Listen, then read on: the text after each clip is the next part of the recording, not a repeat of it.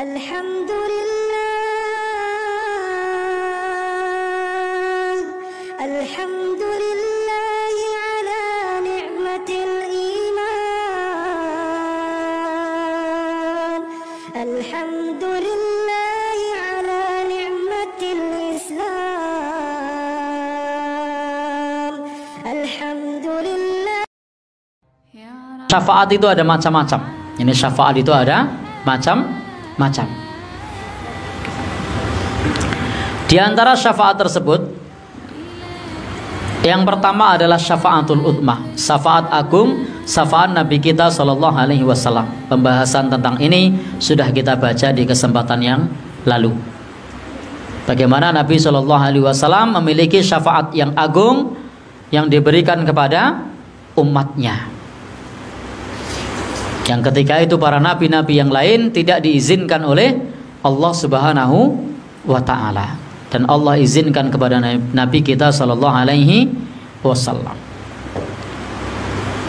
Syafaat yang kedua, syafaat untuk penduduk surga agar dapat memasukinya, sebagaimana hadis riwayat Imam Muslim dari sahabat Anas bin Malik, semoga Allah meridainya, beliau berkata bahwa Rasulullah Sallallahu Alaihi Wasallam bersabda bahwa beliau adalah manusia yang pertama yashfa'u fil jannah wa ana aktsarul anbiya taba'an.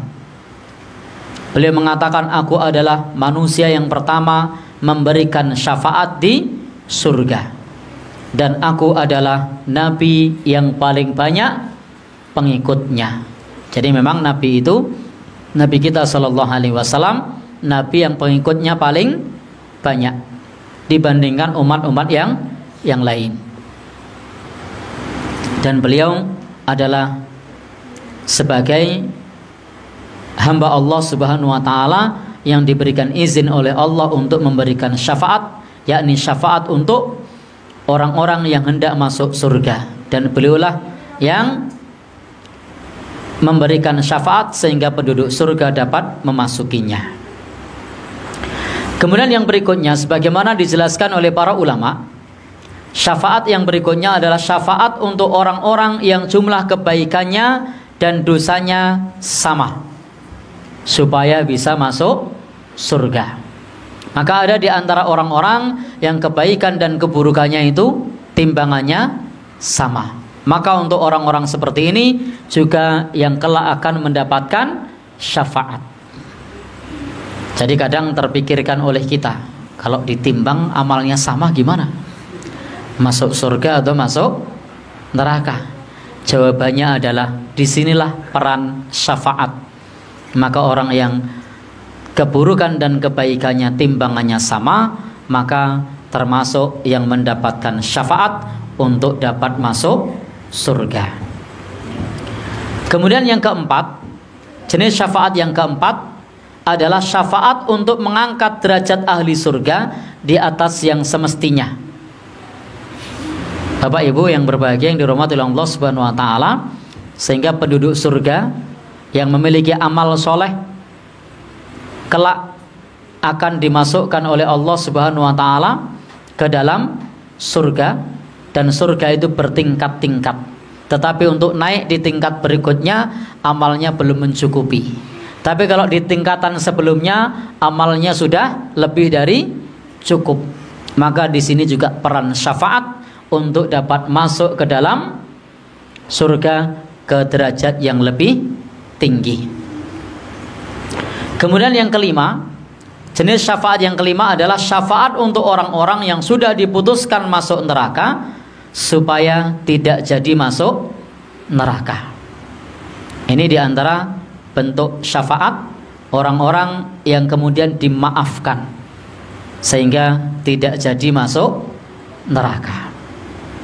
Kemudian jenis yang keenam, ini syafaat untuk orang-orang agar bisa masuk surga tanpa hisab, tanpa adab. Dan nanti jumlahnya ada 70.000 orang. Jadi ada 70.000 orang yang mereka ini yadkhulunal jannah bighairi hisab wala adab, masuk surga tanpa diperiksa, tanpa disiksa. Dan mereka ini 70 orang yang masuk surga tanpa diperiksa, tanpa disiksa. Ini jumlahnya ada 70 orang, 70.000 orang. Yang disifati oleh Nabi, mereka adalah orang-orang yang la yastarkun. Mereka adalah orang yang tidak minta diruqyah. Mereka adalah orang yang la yatatayyarun, orang-orang yang tidak tatoyur, tidak percaya dengan anggapan sial terhadap burung. Tidak hanya burung kalau di tempat kita, apalagi cicak jatuh. Apa? Nah, anggapan sial lewat perapatan. Apalagi di tempat kita kan banyak tuh gugon Tuhan, anggapan sial, keduten, pemeneh, nopo? Hari, perenjak, apa selain perenjak? Nopo? Gagak. Begitu ada gagak langsung punya pikiran buruk, mau ada orang meninggal. Padahal ya tidak ada hubungannya. Maka ini namanya tatoyur.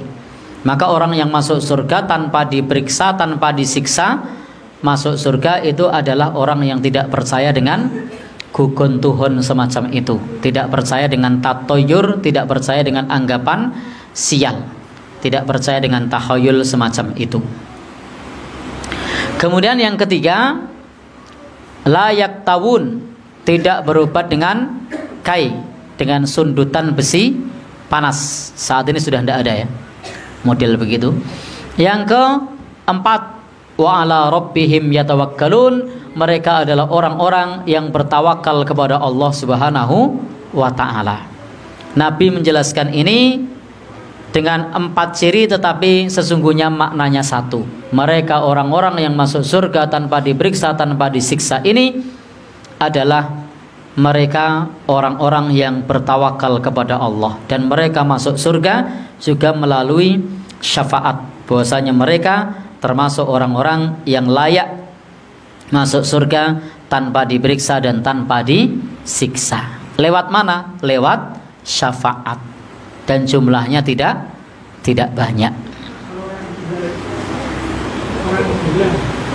Baik, Bapak Ibu, bagaimana dengan orang gila? Nah, ada pertanyaan, orang gila bagaimana? Ada hadis dari yang disebutkan oleh Imam Ahmad di dalam musnadnya. Di situ disebutkan ada ahmak, orang yang kalau istilah kita namanya Down syndrome. Nah, ada pula di situ aksom, bisu, buta, tuli, tapi hidup. Nah, ada pula di situ, intinya di dalam hadis itu orang yang mereka tidak memiliki instrumen yang cukup untuk beribadah. Termasuk di dalamnya adalah orang yang nyun sewu, orang awam menyebutnya orang gila. Maka rufi al-qalam anil majnun, pena malaikat itu tidak mencatat dosanya orang yang gila. Maka pepatah Arab mengatakan kun majnunan tadkhulul jannata majanan. Jadilah kamu gila, kamu masuk surga gratis. Itu pepatah Arab. Nah, baik. Sehingga orang-orang yang mereka tidak memiliki akal yang sehat, mereka termasuk yang kelak mendapatkan syafaat, termasuk orang yang nanti pada masa fatrah, ala fatratim minar rusul, yang di situ tidak ada nabi, tidak ada dai, tidak ada guru ngaji yang menyampaikan tentang kebenaran Islam. Betul-betul tidak mendapatkan informasi tentang Islam, tidak pernah mendengarkan adzan, tidak pernah mendengarkan Quran, tidak pernah ketemu dai. Maka mereka nanti akan diminta oleh Allah untuk masuk ke dalam api, dan api itu tidak terasa panas. Jika tidak terasa panas, maka pengakuannya benar dan ia pun dimasukkan ke dalam surga.